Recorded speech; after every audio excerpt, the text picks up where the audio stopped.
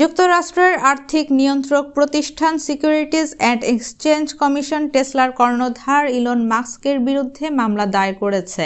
অভিযোগ করা হয়, মাস্ক সামাজিক যোগাযোগ মাধ্যম এক্সের শেয়ার কেনার বিষয়ে সময়মতো তথ্য প্রকাশ করেননি এবং পরে কৃত্রিমভাবে কম দামে শেয়ার কিনে অন্য শেয়ার হোল্ডারদের ক্ষতিগ্রস্ত করেছেন।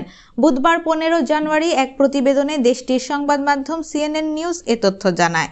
প্রতিবেদনে বলা হয়, স্থানীয় সময় মঙ্গলবার 14 জানুয়ারি রাতে ওয়াশিংটন ডিসির এক ফেডারেল আদালতে সিকিউরিটিজ অ্যান্ড এক্সচেঞ্জ কমিশন এ মামলা করে। অভিযোগে বলা হয়, মাস্ক 5% শেয়ার অধিগ্রহণের বিষয়টি যথাসময়ে প্রকাশ না করায় অন্তত $150 মিলিয়ন কম দামে শেয়ার কিনতে পেরেছেন।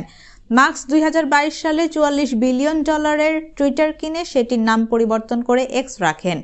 এর আগে তিনি 5% শেয়ার কিনেছিলেন।